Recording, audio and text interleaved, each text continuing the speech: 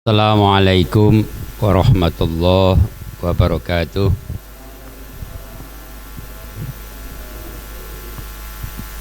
Alhamdulillah alladzi arsala rasulahu bil huda wa dinil haq liyudhhirahu 'alad dini kullih walau karihal musyrikun.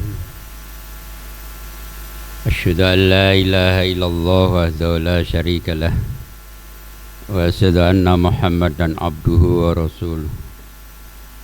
Allahumma salli wa sallim ala Muhammad wa ala alihi wa ashabihi ajma'in. Amma ba'du.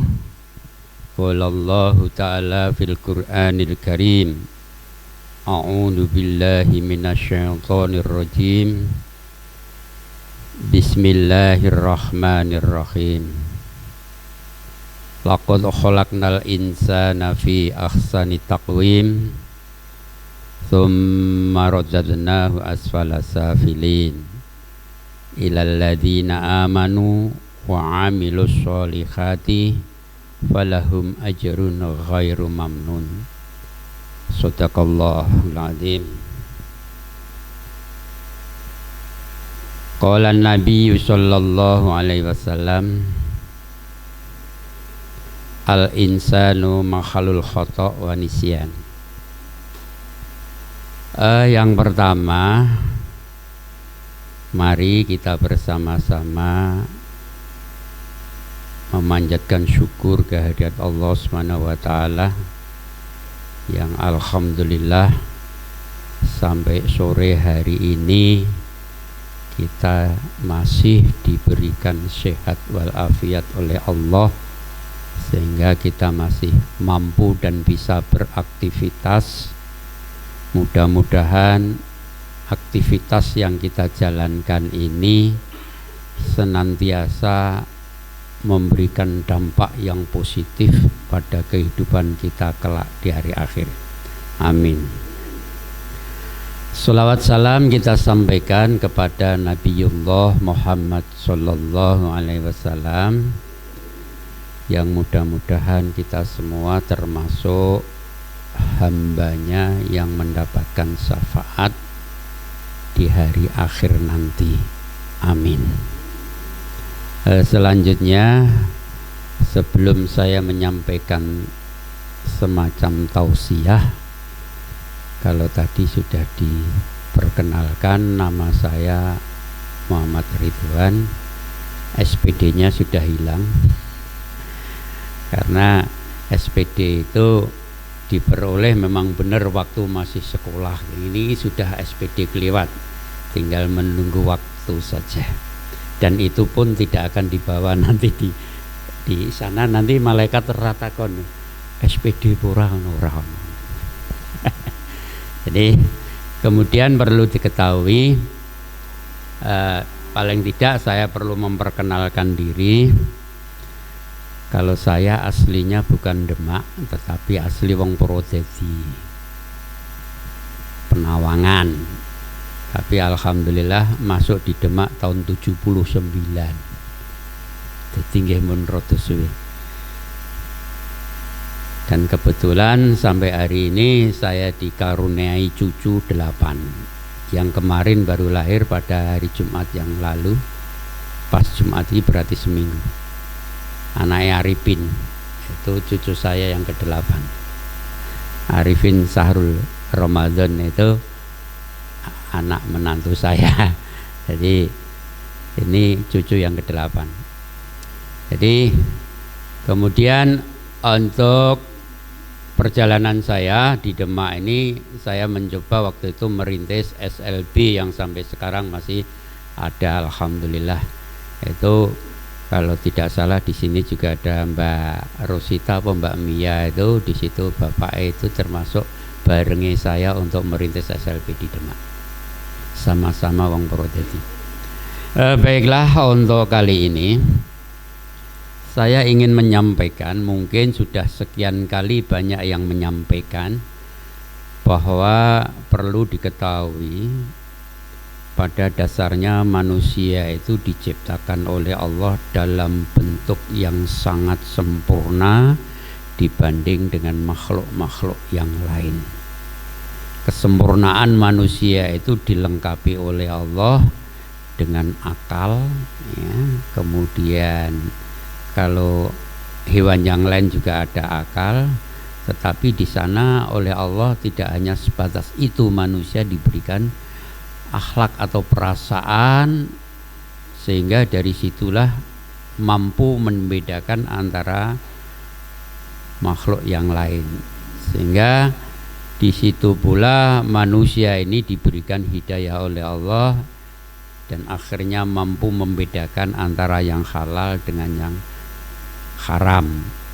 Oleh karena itu di situ sampai Allah mengatakan laqad khalaqnal insana fi ahsani taqwim tsumma radadnahu asfala safilin. Ketika manusia itu tidak menempatkan diri sebagai manusia, maka di situ kata Allah akan menjadi makhluk yang paling rendah. Makhluk yang paling rendah itu apa? Asfala safilin, gampangnya ya aspal kuwi lah. Aspal iki kan tidak ya meneng wae, diteleki kucing ya meneng wae, diteleki pitik ya meneng wae, diceker-ceker pitik juga diam. Itu makhluk yang paling rendah. Ketika makhluk itu, ketika manusia itu tidak mempertahankan diri sebagai makhluk yang terbaik. Lah apa yang membedakan agar kita ini menjadi makhluk yang terbaik dan tetap baik di sisi Allah? Ilal ladzina amanu wa amilus sholihati annalahum, ya, dan seterusnya itu di dalam surat At-Tin, ya. Jadi orang-orang yang diciptakan oleh Allah atau manusia yang diciptakan oleh Allah dalam posisi bentuk yang sangat sempurna itu akan menjadi rendah ketika di dalam diri manusia itu tidak ada rasa iman, tidak ada keyakinan bahwa dirinya itu diciptakan oleh Allah, diberikan segalanya oleh Allah, dan semuanya itu tidak perlu pesen. Jadi umpama hari ini panjenengan diberi hidung mancung, tidak ada permohonan dan tidak ada pesen sama Allah, karena kemurahan Allah. Hari ini kita punya mata sipit, itu pun juga tidak pernah pesen kepada Allah. Hari ini kita bisa menghirup udara dengan leluasa, itu pun juga tidak pesen sama Allah, tetapi Allah menyediakannya bebas, gratis, tanpa bayar. Nak teng mriki oksigen bayar ya Mas. Nak teng mriki ini oksigen bayar, tetapi oksigen yang kita hirup ini bebas tanpa bayar. Umpama bayar dari sisi oksigen saja di sini sak tabung iki piro Mas? Umpama awakku ini nganggo ngoten iki sehari apa hitungane jam-jaman apa tabungan? 1 jam berapa itu? Kalau itu dihitung 1 jam misalnya 25.000, itu sehari berapa jam? Kemudian seminggu berapa jam? 1 bulan berapa jam? Itu baru oksigen yang diberikan oleh Allah kepada kita. Kalau itu misalnya kita bekerja dengan oksigen yang semuanya itu membayar, awake dhewe iki ora iso tuku klambi, tombok. Dan disinilah kemurahan Allah yang begitu banyak diberikan kepada kita. Kemudian kita sebagai makhluk yang diciptakan oleh Allah sudah diberikan predikat oleh Allah adalah makhluk yang paling hebat, paling tinggi, dengan catatan mau beriman kepada Allah. Dan nek ora beriman bi kok yo kebangetan gelem menghirup oksigen yang diberikan Allah. Kok yo kebangetan. Ya. Itu misalnya dia tidak mau beriman dan menantang Allah, dan bahkan Allah disamakan dengan makhluk, ya. Ada yang berani menyamakan Allah dengan makhluk karena Allah, Gusti Allah itu bukan orang Arab begitu ya. Lah itu kan beraninya sekali menantang Allah, ya. Jadi dia tidak merasa bahwa dirinya itu diciptakan oleh Allah yang bisa seperti itu, bisa menduduki satu jabatan, bisa berkomunikasi dengan semua pihak, dengan diberikan oleh Allah cerdas, kemudian diberikan satu posisi tempat yang indah, kemudian kok ya beraninya seperti itu. Lah kembali kepada kita, monggo pada kesempatan sore kali ini saya hanya mengajak mari untuk bersama-sama merenungi kembali, merenungi keberadaan kita di muka bumi ini. Allah tidak akan meminta sesuatu kecuali Allah hanya memerintahkan agar kalian itu mau beriman kepada Allah.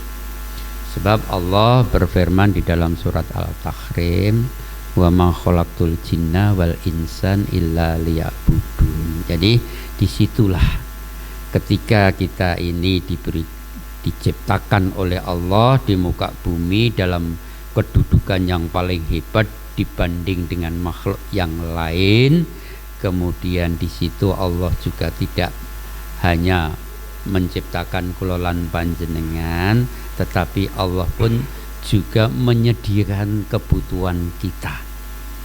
Kebutuhan oksigen diberikan, itu satu sajalah oksigen, belum onderdil yang ada di dalam tubuh kita ini semuanya gratis dari Allah. Satu ginjal saja sudah berapa, 2 ginjal berapa, paru-paru jantung. Umpamane kula lan panjenengan ada orang yang butuh jantung, ya. Jantungmu tak tukune 3 triliun ngono kira-kira ya ora oleh. Ya. Jadi dia harga jantung itu 3 triliun, belum tentu kita ini siap untuk diberikan. Nah, itulah bukti bahwa Allah itu memberikan yang terbaik untuk kita, yang paling hebat untuk kita. Kemudian juga kita diberikan kecerdasan, diberikan iman, namun itu semua dipergunakan untuk pengabdian kepada Allah. Dari situlah akhirnya manusia itu akan tetap menjadi manusia yang terbaik di sisi Allah dibanding makhluk yang lain. Namun demikian perlu untuk diketahui, untuk menjaga martabat sebagai manusia agar tetap menjadi manusia yang baik, di sana harus beriman. Disitulah pasti kita akan diberikan, atau di sana pasti ada semacam ujian dan cobaan. Mengapa hal itu bisa terjadi? Karena tidak bisa mulus untuk tetap mempertahankan predikatnya sebagai manusia yang terbaik. Nah, ujian inilah yang perlu untuk diketahui oleh kita. Apa saja ujian yang diberikan Allah kepada kita agar kita tidak menyelenggarakan atau agar kita menjadi manusia yang tidak betul-betul mengabdikan diri pada Allah. Monggo kita ajak bareng-bareng untuk melihat ujian apa yang diberikan oleh Allah kepada kita, yang sangat sederhana saja. Monggo kita lihat pada diri kita masing-masing. Ketika di sana ada suara azan, itu apakah kita bersegera untuk memenuhi panggilan Allah, atau justru malah sebaliknya mengko dhisik. Ini termasuk bagian dari ujian Allah yang terkecil. Allah untuk melihat benarkah kita sebagai hamba Allah yang tulus dan berkeinginan untuk mempertahankan sebagai predikat manusia yang terbaik atau manusia yang paling baik dibanding dengan makhluk-makhluk yang lain. Ini saya menyadari betul itu. Ujian yang kelihatannya sesuatu yang sederhana, dan itu adalah bagian dari ujian yang diberikan oleh Allah pada kita. Mengapa ujian itu pasti diberikan? Ini dalam rangka untuk apa dan mengapa Allah memberikan ujian. Nah ini, monggo mari kita ajak bareng-bareng untuk melihat di dalam surat Al-Ankabut ayat 3.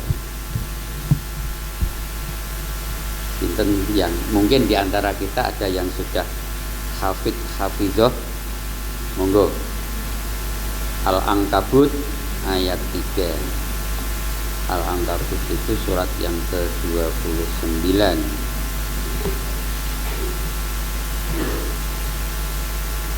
A'udzu billahi minasyaitonir rajim. Bismillahirrahmanirrahim. Atau dibuka si anyar ya, di dalam surat Al-Ankabut ayat yang ketiga, walaqad fatannal ladzina min qablihim falaya'lamannallahu alladzina shadaku walaya'lamannal kadzibin, yang artinya, dan sungguh kami telah menguji orang-orang sebelum mereka, maka Allah pasti akan mengetahui orang-orang yang benar, dan pasti akan mengetahui orang-orang yang berdusta.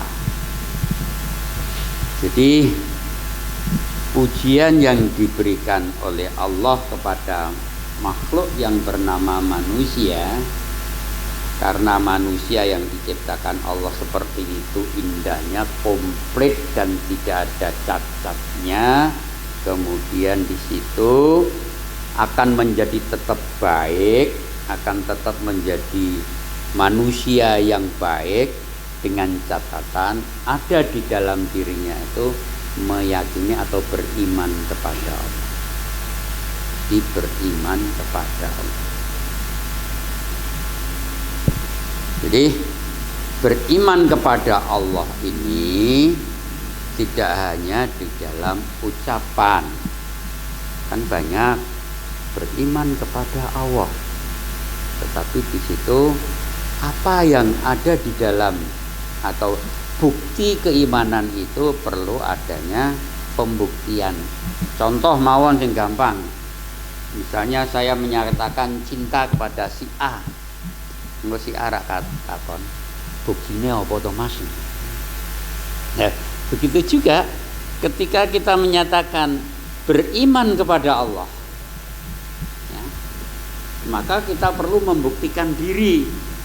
Apa yang harus kita buktikan? Yaitu dengan mau beribadah kepada Allah. Jadi mau melaksanakan perintahnya Allah dan mau mendengarkan apa yang menjadi kemauan Allah.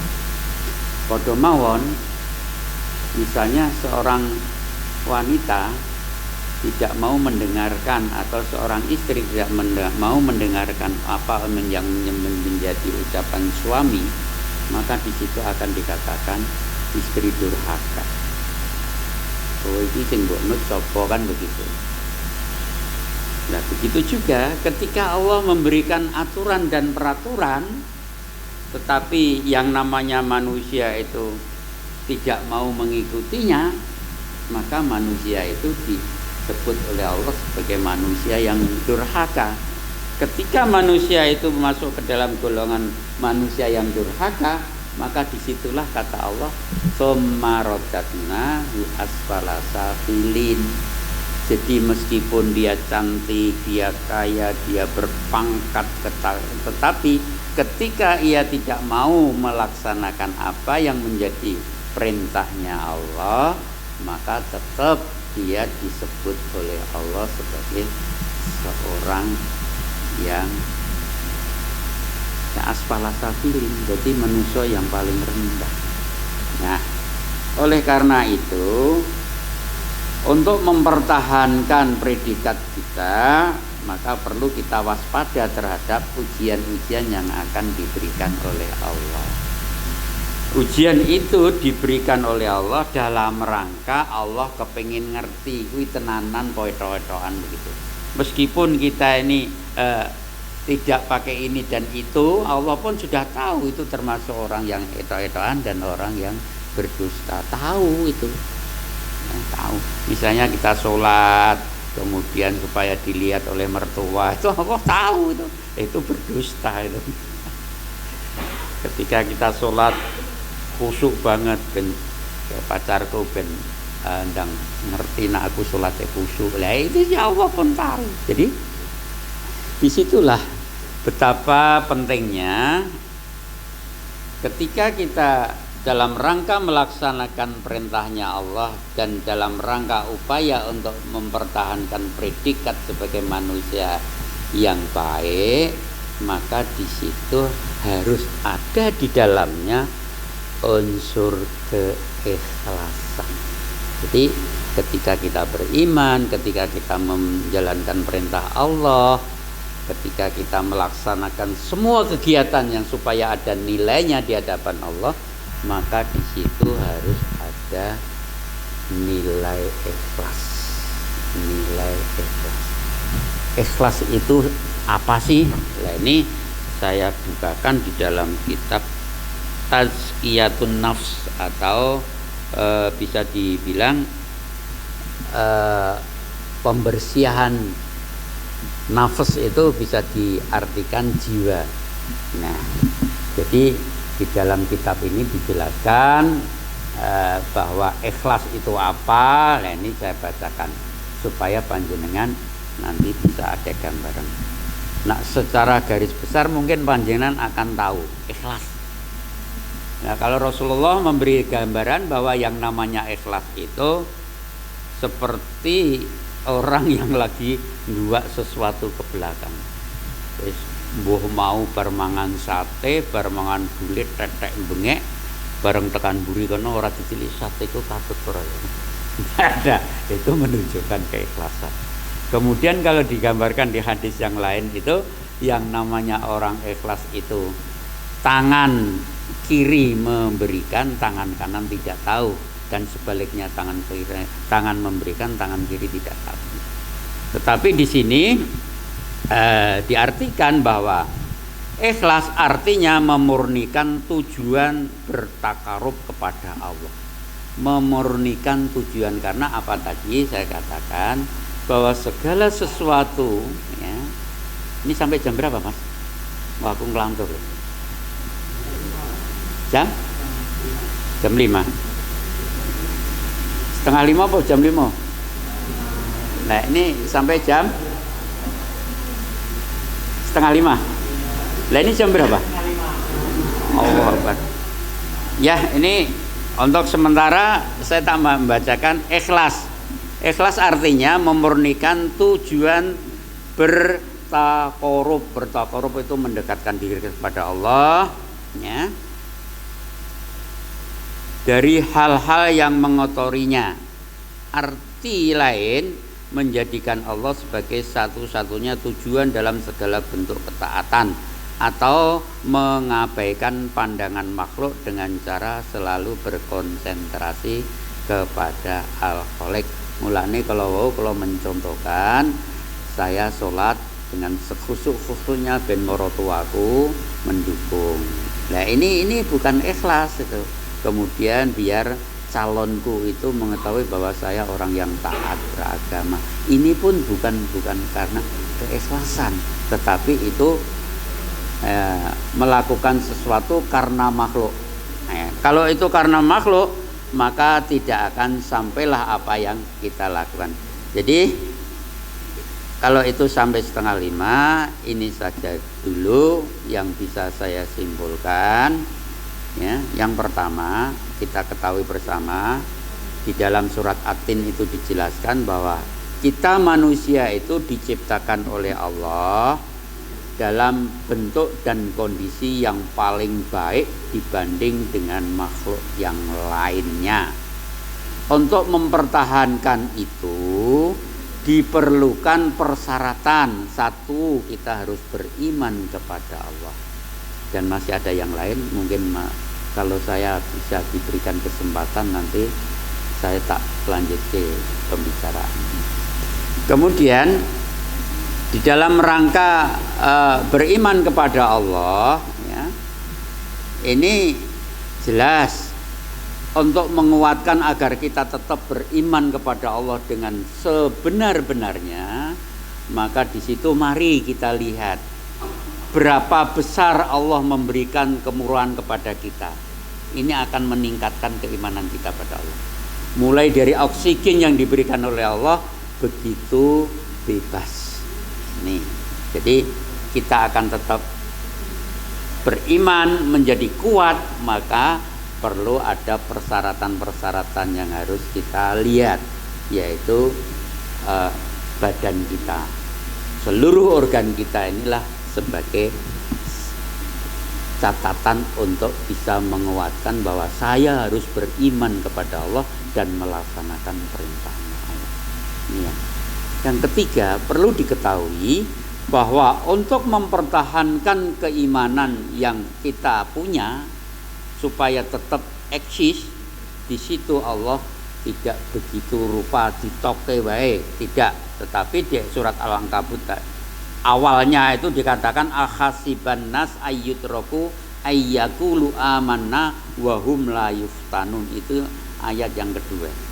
Apakah kau mengira bahwa kau dibiarkan begitu saja oleh Allah mengatakan beriman? Terus ayat yang ketiga, pasti kita akan diberikan ujian. Jadi ujian inilah yang harus kita pahami dalam rangka Allah melihat kowe tenanan apa tidak, saya itu termasuk orang yang sungguh-sungguh atau orang yang berdusta. Di dalam rangka melaksanakan keimanan itu, melaksanakan semua perintahnya Allah itu, menjalankan ujian yang datang dari Allah itu harus dengan tulus ikhlas. Dengan keikhlasan apabila diberikan ujian oleh Allah, pasti kita akan dinaikkan derajat kita yang lebih tinggi. Keimanan kita akan naik tangga dan naik tangga. Demikian yang bisa saya sampaikan. Mudah-mudahan apa yang saya sampaikan ini bisa memberikan pemahaman kita bersama, termasuk diri saya. Kurang lebihnya mohon maaf. Assalamualaikum warahmatullahi wabarakatuh.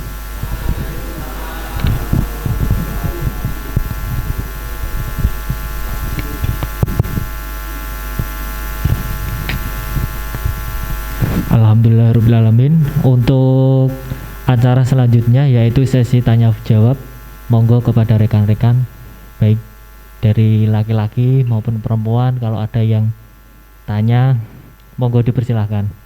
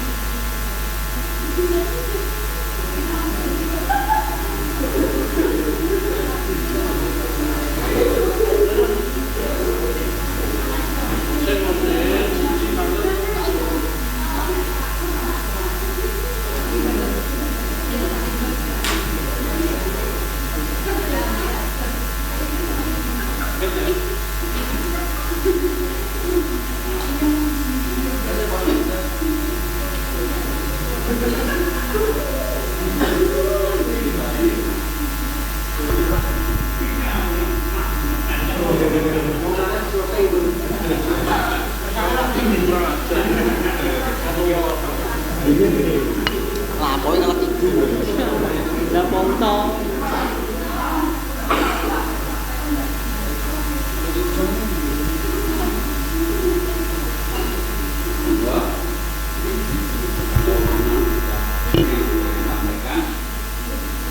Alhamdulillah mudah-mudahan apa yang saya sampaikan ini bisa memberikan tambahan pencerahan kalau memang itu ada sesuatu yang kurang berkenan menurut untuk membuat saya yang menunjukkan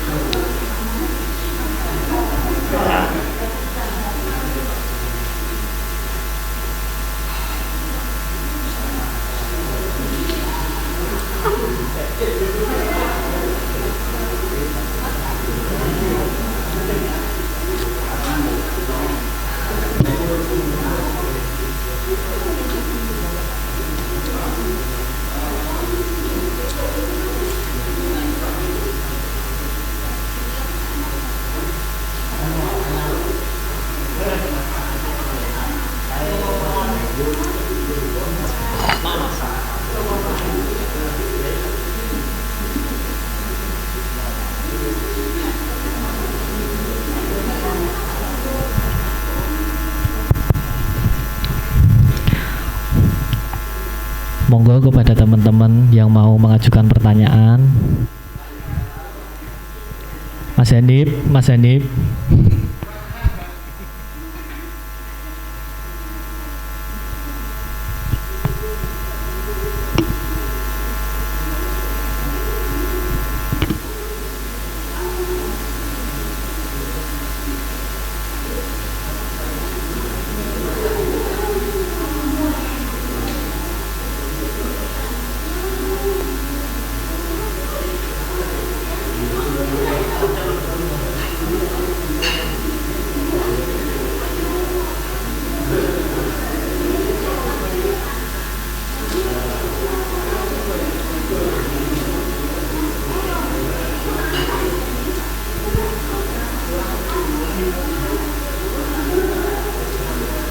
Monggo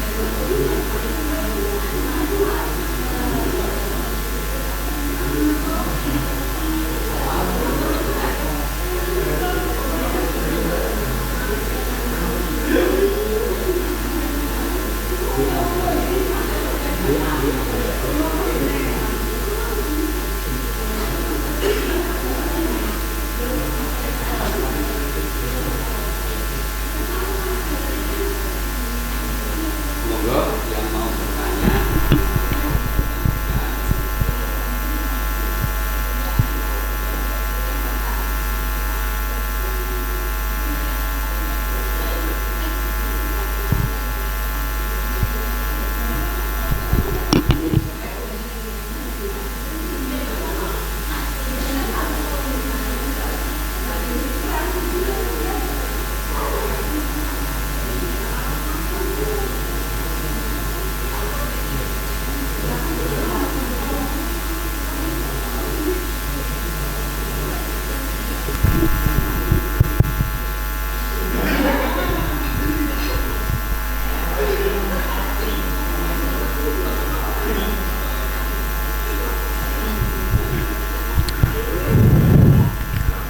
Monggo kepada teman-teman, kalau tidak ada yang tanya berarti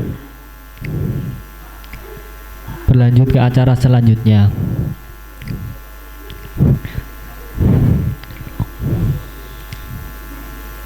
Sudah tidak ada ini pertanyaan dari teman-teman?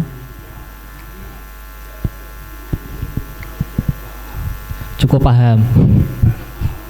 Alhamdulillah.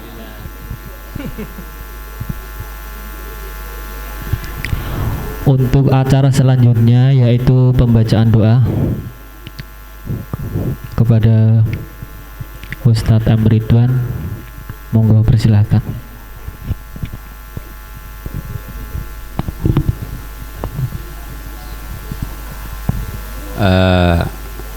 Alhamdulillah, apa yang saya sampaikan sudah terbiasa untuk didengar dan memahamkan dan sudah paham. Mudah-mudahan dari awal yang disampaikan oleh saya ini memberikan kejelasan bahwa manusia diciptakan Allah seperti itu, kemudian tugasnya seperti apa dan seterusnya. Kalau ini nanti bisa berkelanjutan berarti saya akan melanjutkan pembicaraan saya yang karena waktunya yang tadi mungkin rumah aku sedih dulu ya. Mari pada sore kali ini pengajian kita akhiri ditutup dengan doa. Sebelum kita berdoa, mari kita baca suratul Fatihah. Al-Fatihah. A'udzubillahi minasyaitonirrajim. Bismillahirrahmanirrahim. Alhamdulillahirabbil alamin. Arrahmanirrahim. Maliki yaumiddin. Iyyaka na'budu wa iyyaka nasta'in. Ihdinash mustaqim.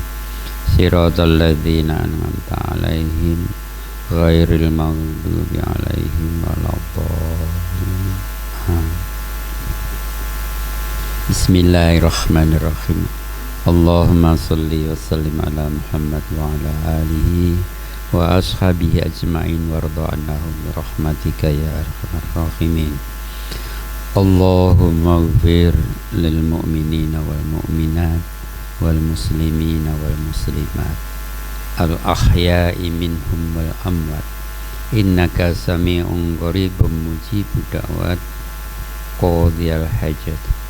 Allahumma a'inna ala dzikrika wa syukrika wa husni fi ibadik.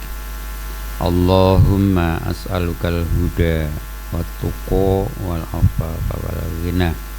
Rabbana atmim lana nurana wa ghfir lana innaka ala kulli syai'in qadir.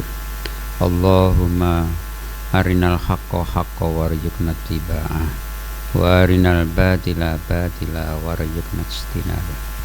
Rabbana dzalamna anfusana wa illam taghfir lana wa tarhamna lanakunanna minal khasirin. Rabbana la tuzigh qulubana ba'da idh hadaitana wa hab lana min ladunka rahmah innaka antal wahhab. Rabbana atina fid dunya hasanah wa fil akhirati hasanah wa qina adzabannar. Rabbana ighfir lana wa li ikhwanina alladzina sabaquna bil iman wa la taj'al fi qulubina illa lil ladzina amanu. Rabbana innaka ra'ufur rahim. Rabbana taqabbal minna innaka antas samiul alim wa tub alaina innaka antat tawwabur rahim.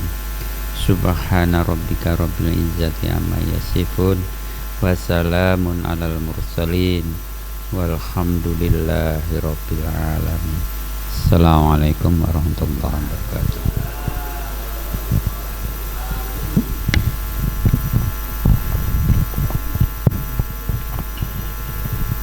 Alhamdulillahirrabbilalamin. Terima kasih saya ucapkan sebesar-besarnya kepada Ustadz M. Ridwan. Semoga ilmu yang diberikan pada sore hari ini bermanfaat bagi kita semua dan bisa diaplikasikan dalam kehidupan sehari-hari. Amin. Untuk mengakhiri kegiatan pada sore hari ini, mari kita baca hamdalah bersama-sama. Alhamdulillahirrabbilalamin. Untuk giliran membawa acara selanjutnya dari unit laborat